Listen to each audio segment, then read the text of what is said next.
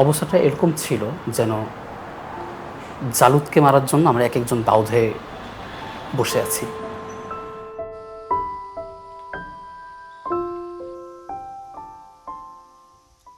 এই জায়গাটাই রাখা হয়, রাখার পরে যখন খোলা হয় তখন দেখি রক্তে ব্যাগ ভিজে গেছে। আমি এই জায়গায় কাঁদছি আর বলছি কি আল্লাহ জাবির যেন আমার একবার মা বলে ডাকে, আমি যেন ওর মুখের মা ডাকটা শুনতে পাই। পুরো শরীরের কাপড় যত ছিল সবকিছু তারা খুলে ফেলে। এক পর্যায়ে তারা আমাকে দাঁড় করিয়ে প্রস্রাব করে এবং তার মাধ্যমে আমাকে শক দেয়। আবু সাইদ ভাইকে যখন ও গুলি করে হত্যা করে মারলো, যখন ভাইরাল হলো, তখন আমি না আমরা হলাম ছাত্র হত্যার প্রতিবাদ।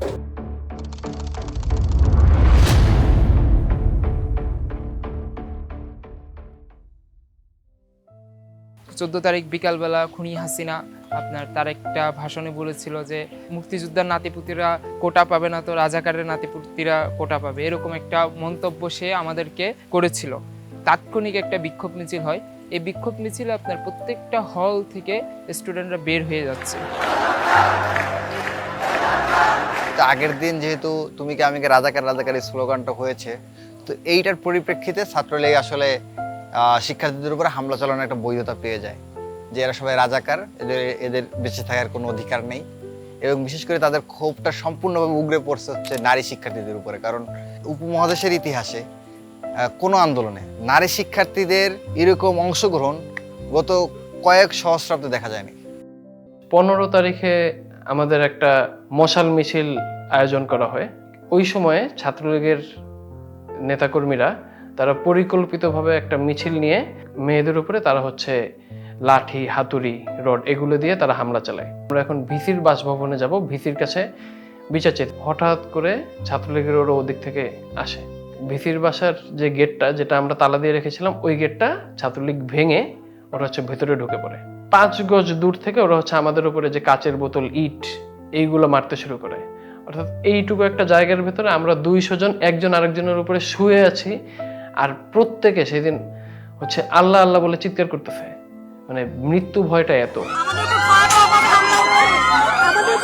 তাদের যে জুজুর ভয় তারা দিয়ে রাখছিল ছাত্রলীগ, সেটা আসলে 15 তারিখ ভেঙে যায়। যেহেতু ছাত্রলীগ মহানগরের টোকাই নিয়ে এসে মধুর ক্যান্টিন এবং ক্যাম্পাসের আশেপাশে তারা অবস্থান নিচ্ছিল, প্রস্তুতি নিচ্ছিল, তো আমরা শহীদ মিনার থেকে মিছিল নিয়ে এসে ক্যাম্পাসকে ছাত্রলীগ মুক্ত করব। রাত থেকে মূলত হলগুলো ছাত্রলীগ মুক্ত করা শুরু হয়। 17 তারিখে আমাদের বিশ্ববিদ্যালয়ে হচ্ছে হল ভ্যাকেন্ট ঘোষণা করে। 5টার দিকে পুলিশ হঠাৎ করে হচ্ছে আমাদের দিকে দৌড় দিয়ে চলে আসে। তো আমার হাতে তখন হচ্ছে একটা ইট ছিল। তো আমি এই যে যখন দেখি পুলিশ আমার প্রায় 10-15 গজের ভেতরে চলে আসছে, আমি তখন ইটটা ওদের দিকে মেরে যখন ঘুরতে যাই, এই সময় হচ্ছে ওরা একটা ছড়াগুলি চালায়। ছড়াগুলি তো একসাথে মনে হয় 200টার মতো থাকে। তো একটা এসে আমার এইখানে লাগে, আর একটা হচ্ছে এই পেটে লাগে, এইখানে লাগে। তো আমাদের 15 তারিখ রাতেই মূলত 16 তারিখের একটা প্ল্যান করে রাখি যে আমরা 15 তারিখে বিভিন্ন সেগমেন্টে ভাগ হয়ে আমরা আন্দোলনটা পরিচালনা করব, যেন ছাত্রলীগ যদি এক দিক থেকে আমাদের উপর হামলা করে আমরা যেন অন্য দিক থেকে এসে প্রতিহত করতে পারি। পরে 16 জুলাই যখন আমরা বিকাল 3টায় কর্মসূচি রাখি এবং 3টায় যখন ছাত্রলীগ আমাদের হলগুলোতে হামলা করে, আমরা আমাদের অন্য পাশ থেকে আরেকটা অংশ শিক্ষার্থী এসে ছাত্রলীগকে আমরা ক্যাম্পাস থেকে বিতাড়িত করে দিই। যে কেসে ধরা হয়েছিল যে 19শে জুলাই হচ্ছে যে বিটিভি ভবনে যে আগুনটা দেওয়া হয়েছে সেটার ইয়েতে, এবং হচ্ছে পিবিআই কর্মকর্তা হত্যাকাণ্ড মামলায় তারা তাদের সিনিয়র অফিসারের কাছে নিয়ে যায়, বলে যে তুমি সত্যি করে বলো তুমি শিবির করো কিনা, শিবিরের বই পাওয়া গেছে তোমার। আমি তখনও তা একই প্রশ্নের উত্তর ছিল আমার যে আমি করি না, তোমাকে আমরা ছেড়ে দিব, তোমার গার্জিয়ানকে আমরা কল করি। ওরা হচ্ছে আমি কল দিই, তারা কথা বলে যে জামা কাপড় নিয়ে আসেন এবং হচ্ছে আপনারা দ্রুত আসেন। পরে নুয়ে গিয়েছিলাম জাস্ট ঠিক ওই মুহূর্তে আমার একটা গুলি আমার ঠিক এই জায়গা বরাবর ভেদ করে। তারপর আমি হাত পড়ে যাই, যখন গুলি খাই তখন আমার হাতটা পড়ে যায়। তখন আমি বুঝতে পারি না যে গুলি লাগছে, আমি খালি জানি যে হাত আমার অকেজ হয়ে গেছে। আমি ওই লাশটাকে টেনে নিয়ে আসতেছিলাম, হঠাৎ করে পিছন থেকে আরেকটা গুলি আমার কোমরের ঠিক রাইট হিপ বরাবর লাগে। এক পর্যায়ে এমন হয় মানে মনে হচ্ছিল যে এটা হয়তো ইলহাম আসতেছে।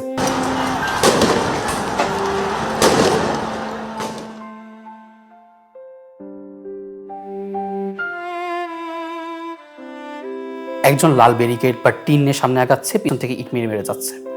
একেবারে থানার সামনে আমরা লাল ব্যারিকেড নিয়ে অবস্থান নিলাম। আমাদেরকে দেখে মানে সব দিক থেকেই ভাইরা আসতেছিল। ওই সময় আমাকে ফোকাস করে গুলিটা করা হয়। তো যখন গুলিটা করা হয় তখন আমার মাথা ঝাঁকে দিয়ে উঠে আমি বসে পড়ি। আমি বুঝছিলাম যে আমার হাতে, আমার মুখ থেকে রক্ত বের হচ্ছে। তখন আমার কাছে মনে হচ্ছিল যে হয়তো আমি শহীদ হয়ে যাব। আমার কাছে নিজেকে খুব বিজয়ী মনে হচ্ছিল। ওই সময় আমি হাত উঁচু করে ভিক্টোরি সাইনটা দেখাই।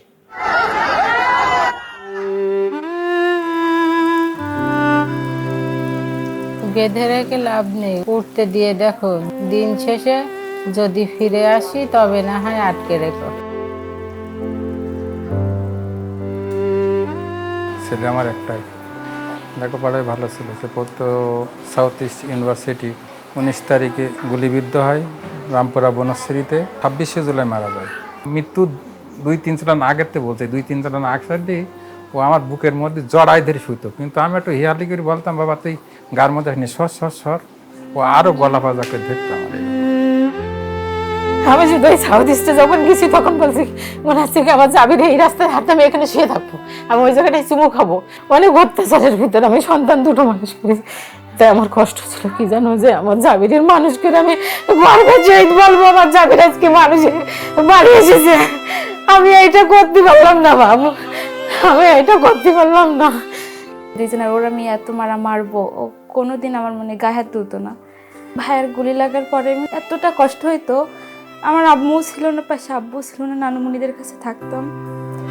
সবসময় আল্লাহর কাছে চাইতাম যে তুমি যে করে হোক আমার ভাইকে পাকাটতে হয়, যাই করতে হয়, তুমি আমার ভাইকে শুধু প্রাণে একটু বাঁচাই রেখেছো।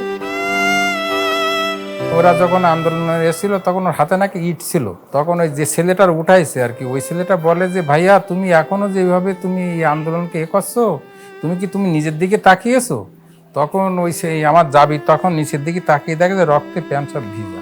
বলছে খানিক পরেই ও সেন্সের রাস্তা করলো। বিভিন্ন জায়গায় যোগাযোগ করি আইসির জন্য, আইসি কোথাও পাইনি। তারপরে প্রাইভেট হসপিটালে যোগাযোগ করি, তো বলছে না কোনো গান শুটারের রুগী আমরা এখানে ভর্তি করতে পারবো না। ওর যে পা থেকে নিচে যে ব্লাড সার্কুলেট হয়, ওই মেন যে ধমনীটাও এটা কেটে ফেলা হয়। যখন ওর হসপিটালে নিয়ে যাচ্ছিল গাড়িতে করে, তখন ও সবসময় আল্লাহকে স্মরণ করছিল যে আমার মা, আমার বোনের জন্য আমার বাঁচতে হবে, এই কথাটা বলছিল। আর আরেকটা বলছিল যে যদি আমার কথা বলছিল যে আমার মামা যদি জানতে পারে তাহলে আমি যেভাবে হোক আমি বেঁচে যাব, সমস্যা হবে না। ডিজিএফআই, এনএসআই, ডিবি, সাধারণ পুলিশ খুব টর্চারিং করছিলাম। যদি ছেলে রাত্রি মাটি না দেয় ওই ভদ্রলোক, তাহলে আমরা যেয়ে কেউ থাকুক আর না থাকুক আমরা মাটি দিয়ে আসবো। মামা, এটা মামা, এটা মামা। শিশুকাল থেকে ওর মায় বলতো আমার আরো 3-3টে সন্তান হয়েছে। এই সন্তানটা আসার পর হইতে যেন আমি অন্যরকম অন্য কিছু দেখতে পাই। যেদিন সে 18 জুলাই যেদিন সে যাবে তার ঠিক 3 মাস আগে 18 তারিখ রক্ত দিয়ে দিস। তখন বলেছে আমার মনে হয় আমার এই শেষ রক্ত, আমি যদি আর বেঁচে থাকি তাহলে জাতিকে রক্ত দেব। ঠিক 18 তারিখে বিএনএসের সামনে তার শেষ রক্ত বিন্দু পর্যন্ত এই দেশের মানুষের জন্য রক্তগুলি সে ঢেলে দিয়ে গেছে। 11টার পর তিনি ফেসবুকে একটা স্ট্যাটাস দেন যে এ যেন এক অঘোষিত যুদ্ধ, সবাই বিএনএসে আসুন। দুপুরের নাগাদ চারদিক থেকে যৌথ বাহিনী একদম আক্রমণ করা শুরু করলো আমাদের বিএনএস সেন্টারে। যখন তাদের সাজোয়াগানের রসদ শেষ হয়ে গেছে তখন আইন শৃঙ্খলা বাহিনী সমঝোতার জন্য পিছু হাঁটতেছে। তখন শাকিব পারভেজ ভাই তাদের সামনে গেলেন। সে 2-3 জায়গায় টিউশন করতো, সেখানে তাদেরকে বলে গেছে আমি হয়তো আগামীকাল আর আসতে পারবো না, আমাকে তোমরা সবাই মাফ করে দিও। উত্তরা বিএনএসের সামনে আসো, সেখানে যুদ্ধ চলছে, অঘোষিত যুদ্ধ। তার পোস্ট পাই হাজার হাজার ছাত্র সেখানে উপস্থিত হয়েছে। তাকে ডেকে নিয়ে তাকে সব টার্গেট করে তার বুকে গুলিবিদ্ধ করেছে।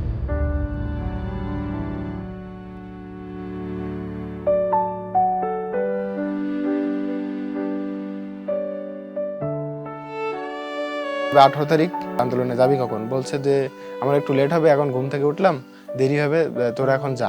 তো আসিফকে যাইতে বলছিল। আসিফ তখন উত্তরা বিমানবন্দর এলাকায় গিয়ে তার বন্ধুর জন্য অপেক্ষা করতে থাকে। মিছিল করতে করতে বিএনএস এর দিকে রওনা হই। তখন আসিফ ও অনেক ছবি তুলতে পছন্দ করতো, আমাকে বলে যে ছবি তোল, ঠিক আছে, কয়েকটা ছবি তোল। ওই স্মৃতিটুকুই আন্দোলনে আসিফের সাথে রয়ে গেছে।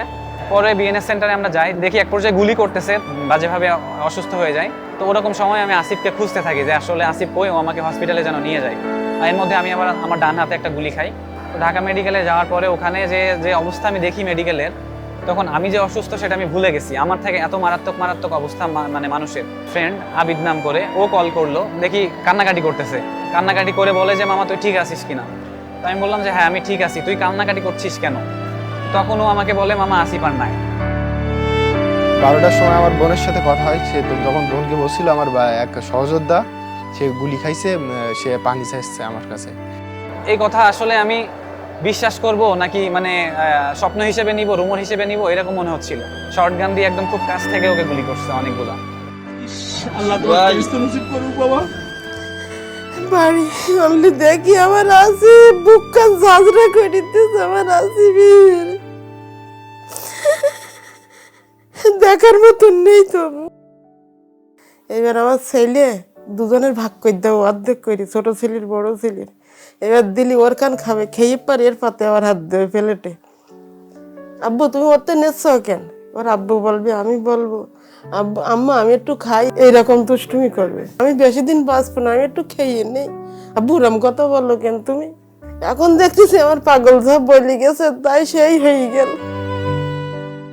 কত মায়ের বাচ্চা মেরে ফেলাইছে আল্লাহ। যারকে যায় বা তারাই বোঝে। এই জায়গাটাই রাখা হয়। রাখার পরে যখন খোলা হয় তখন দেখি রক্তে ব্যাগ ভিজে গেছে। ডেড বডির যে ব্যাগগুলো থাকে, ব্যাগ ভিজে রক্ত টপ টপ করে পড়ছিল, অতিরিক্ত রক্তক্ষরণ হচ্ছিল। শহীদ হওয়ার সাথে সাথে বিভিন্ন প্রশাসন থেকে ফোন আসছিল যে এখন কোথায় আছে, কিভাবে কি। বাড়িতে ডেড বডি আনার আগ থেকেই আমাদের দেবাটা থানার ওসি, বিভিন্ন প্রশাসনিক কর্মকর্তা চাপ দিচ্ছিল যে দ্রুত মাটি দিতে হবে। আনার সাথে সাথেই ছাত্রদের বুকে গুলি চালিয়ে, তাই যে সরকার হোক, পৃথিবীর কোনো সরকারও টিকে থাকতে পারেনি, সেটা বাংলাদেশে হয়েছে। এটা বাস্তব উদাহরণ। এটা কোনো রাজনৈতিক আন্দোলন ছিল না, ছাত্র আন্দোলন ছিল। হাসিনারও তো যে কোনোভাবে ওর ফাঁসি হবে, ওর তাছাড়া কি হবে, ওর কোনো রকম উপায় নেই ওর ফাঁসি ছাড়া।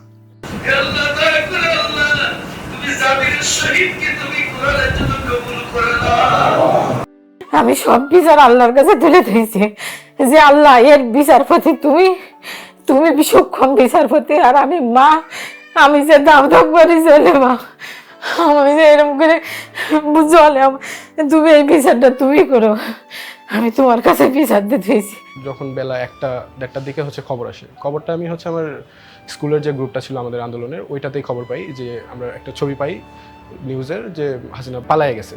তো সেই সময়ে খবরটা পাওয়ার সাথে সাথে আমি চিৎকার দিয়ে উঠি এবং আমার মাও খবরটা জানার সাথে সাথে জড়ায় ধরে। পরে আমার ফ্রেন্ডরা আসে, 2জন ফ্রেন্ড আসে, তাদের কাঁধে ভর দিয়েই তখন এমন অবস্থা ছিল আমার শরীরের, আমি হাঁটাচলা করতে পারতেছিলাম না। আমার তাদের কাঁধের উপর ভর দিয়ে পরে বাসা থেকে বের হয়েছে আনন্দ মিছিলে যোগদান করে। এতদিন ধরে দেশের মানুষ যে একটা জঘন্য একটা অবস্থা থেকে মুক্তি পেল, একটা স্বস্তির একটা নিঃশ্বাস, আমার তখন মনে হচ্ছিল যে আমি তখন ফিল করতে পারতেছি যে আমি যে শ্বাস নিচ্ছি, আমার যে শরীরে যে একটা মুক্ত বাতাস ঢুকছে, নিজের ভেতরে যে একটা স্বাধীন ফিল হচ্ছে, সেই জিনিসটা আমার তখন ফিল হচ্ছে। এখন পর্যন্ত 1 বছর হয়ে গেল, কারোর ফাঁসি দেওয়া হয়নি। আমি মনে করি যারা আহত হয়েছে, যারা শহীদ হয়েছে, আমরা আসলে প্রিভিলেজ চাই না, আমরা বিচারটাই চাই যে তাদের বিচারটা হয়। বিচার যাবজ্জীবন না, বিচার ক্ষতিপূরণ না, বিচার যাতে ফাঁসি হয়। ইন্টারিম জুলাইয়ের সরকার, তারা জুলাইয়ের রক্তের উপর এখানে আসছে, তারা যদি আমাদের দাবি দাওয়া পূরণ না করে, তারা যদি আমাদের নিরাপত্তা নিশ্চিত করতে না পারে, তাহলে হয়তো আমাদেরকে 8টা জুলাই করা লাগবে। বর্তমান সরকারে যারা আছেন তারাও কেউ পারবেন, তারা রক্তের উপরে বসিয়ে তারা এখন পর্যন্ত শহীদের কোনো কাজ তারা করে না। শহীদের পরিবারকে ডেকে অমুক সংগঠন তমুক সংগঠন ডেকে শহীদের পরিবারকে 2টা কথা বলবে, 2টা কথা তাদের থেকে শুনবে, একটু সান্ত্বনা দেবে, 10টা টাকা দিয়ে একটু সান্ত্বনা দেবে। শহীদ করে টাকার কাঙ্গাল না, শহীদ পরিবার চাচ্ছে বিচার। হাজার হাজার স্টুডেন্টসদের মারলো, মানুষদের মারলো, এর শাস্তি হিসেবে যদি আমি শেখ হাসিনাকে বলি একটা মৃত্যুদণ্ড তার পাপ মুছে যাবে না। যেই নির্বাচন আসুক, যেই রাজনৈতিক শক্তি আসুক, তাদের মাথায় রাখতে হবে যে আমাদের ছাত্ররা একটা উদাহরণ বানিয়ে দিয়ে গেছে তাদের জন্য, যে যাতে তারা ফ্যাসিস্ট শেখ হাসিনার মতো কোনো ভুল নেক্সট ফিউচারে যাতে না করে। যাদের কারণে আজকের এতগুলো ছেলে মানে আত্মহত্যা দিল, আসলে তাদের পক্ষ থেকে আর যেন বাংলাদেশে, আমি বলবো, আর বাংলাদেশে যেন ফ্যাসিস্ট না জন্ম নেয়, আর ফ্যাসিস্ট যে জন্ম নেয় তাদের শিক্ষা নেওয়া উচিত এই জুলাই আগস্টের গণ অভ্যর্থন, ছাত্র আন্দোলন দেখে।